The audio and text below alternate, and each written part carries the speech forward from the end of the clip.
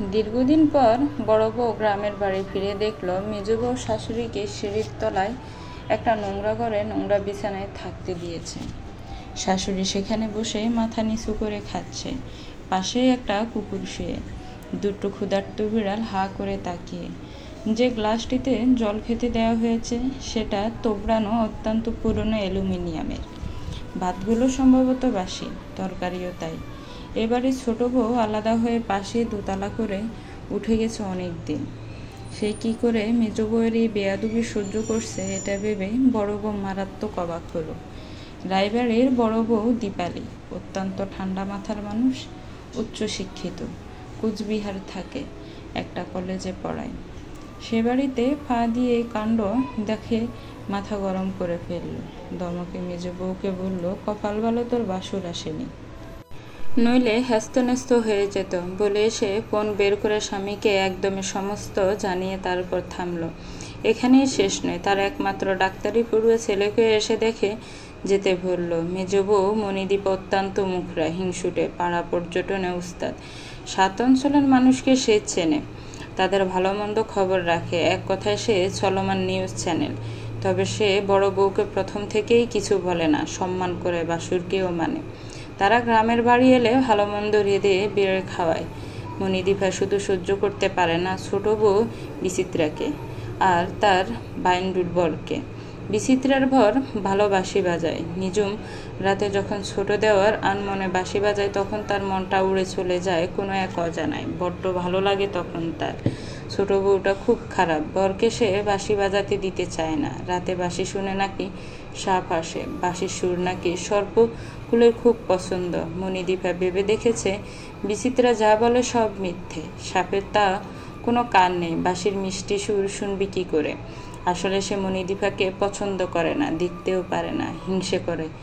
আজ কিন্তু মণিদীপা বড় বউকে ছাড়ল না, হুঙ্কার দিয়ে বলল, বাসুর তোমার ছেলে যতক্ষণ না এসে পৌঁছাচ্ছে ততক্ষণই নিয়ে এখানেই থাকবেন, আমার সাপ কথা। মেজ বউয়ের বেয়াদফি দেখে বড় বউ ভয়ঙ্কর অবাক হলো। মেজ বউকে কিছু বলতে না পেরে সে শাশুড়ির কানের কাছে গিয়ে চিৎকার করতে লাগলো। বিদ্যা আলতারামি এতক্ষণ মাথা নিচু করে চুপ করে শুনছিলেন, আর কানে সব শব্দ ঠিকঠাক পৌঁছায় না। সে কারণে তিনি মাঝে মাঝে হা করে থাকেন। সম্ভবত হা করে থাকলে শুনতে সুবিধা হয়। সব শুনে বিদ্যা আরো মিনিট খানিক হা করে রইলেন। মাথার এলোমেলো দুধ সাদা চুলগুলো 2 হাত দিয়ে চুলকে নিলেন। শেষে চিরে চ্যাপটা তোবড়ানো গাল খালি ফুলিয়ে বললেন, আগামীকাল সকালে তোমার কথা শুনবো, এখন বিরক্ত করো না, ওপারে যাও, খাচ্ছি। মেজ বউয়ের কথা শুনে যতটা না অবাক হয়েছিল বড় বউ, তার থেকে বেশি অবাক হলেন শাশুড়ির আত্মাব্রিক কথা শুনে। রেগে সে আর দাঁড়ালো না, হন করে উপরে উঠে এলো। পরের দিন সকালে উঠে এসে বড় বউ দেখল শাশুড়ি একটা মাটির খুইতে হিসু করে পাশেই রেখে দিয়েছে, একটা গামছা পরে অর্ধুলুঙ্গ হয়ে বসে। সেই বেড়াল দুটো এখনো আছে, একটা আবার লেজ অত্যন্ত খাড়া করে অনবরত ম্যাও ম্যাও করছে। বড় বউ নাকে আসল সাফা দিতে বাধ্য হলো। সারা ঘর কটু গন্ধে ম করছে। অত্যন্ত বড় সাপের মাপের কিছু মাছি চষে বেড়াচ্ছে সর্বত্র। শাশুড়ির এই দুরবস্থা দেখে দীপালির চোখে জল এলো। এত বড় বাড়ির একজন বিদ্যার কাজের লোক থাকবে না, এটা হয় কখনো? মেজ বউয়ের উপর রাগ তার আরো বেড়ে গেল। এর একটা বিহিত না করে সে যাবে না। ঠিক এ সময় ভিজে চুলে শুকনো মুখে মেজ বউ হাজির, বা হাতে একটা পুরনো নাইটি। বড় বউয়ের গতকাল থেকে সমস্ত কাণ্ড কারখানা দেখে গা জ্বলছে। মানুষ মানুষকে এত অপদস্থ করতে পারে মেজ বউকে না দেখলে বোঝা যেত না। সে হিতাহিত জ্ঞান শূন্য হয়ে চিৎকার করে বলল, আজ এক্ষুনি ওনাকে ওনার ঘরে দিয়ে এসো, যদি ঘর না থাকে আমার ঘরে দিয়ে এসো। এ সময় বিদ্যা শাশুড়ি হাত বাড়িয়ে বড় বউকে কাছে ডাকলেন। বড় বউ কাছে গেলে তার মাথায় হাত বোলাতে বোলাতে বললেন, মেজ বউকে বকাবকি করো না, ও ভালো মেয়ে, আমি ইচ্ছে করে এখানে এসেছি। বড় বউ দীপালি ভেবে পেল না শাশুড়ি একই বলছেন, একই সজ্ঞানে বলছেন, নাকি মাথা খারাপ হয়ে গেছে, নাকি মেজ বউয়ের সমস্ত দোষ আড়াল করবে বলে মিথ্যে বলছেন। সে অবাক নয়নে শাশুড়ির দিকে চেয়ে রইল অপলক। বৃদ্ধ আলতারানী একটু থেমে অনেকটা দম নিয়ে আবার বললেন, অনেকদিন আগে আমার শাশুড়িকেও আমি জোর করে এখানে রেখেছিলাম।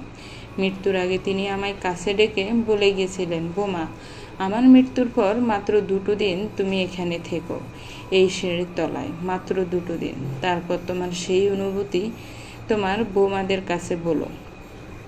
জানো বোমা, আজ মাত্র 2 রাত হলো এখানে আছি। এই 2 দিনে সামনে থেকে নরক দেখলাম, স্বচক্ষে নরক দেখলাম মা, বলে হাউমাউ করে কেঁদে ফেললেন। এ সময় মেজ বউ ছুটে এসে শাশুড়িকে জড়িয়ে ধরে নিজের চোখ মুছে বলল, আপনার ছেলে আর আমি এই 2 রাত 2 চোখের পাতায় এক করতে পারিনি, অনেক হয়েছে, এবার উপরে চলো। আলতানানি মেজ বউকে জড়িয়ে ধরে কাঁদতে কাঁদতে বললেন, আমাকে আর 2 রাত এখানে থাকতে দাও মা।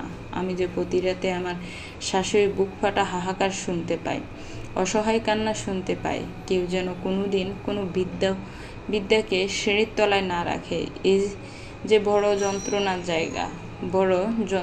জায়গা। গল্পটা কেমন লেগেছে একটি কমেন্টস করে জানাবেন। গল্পটা ভালো লাগলে একটি লাইক কমেন্টস করবেন, গল্পটাকে শেয়ার করবেন, আর আমার চ্যানেলটাকে প্লিজ সাবস্ক্রাইব করবেন। যারা সাবস্ক্রাইব করেছেন তাদেরকে অনেক অনেক ধন্যবাদ। আল্লাহ হাফেজ।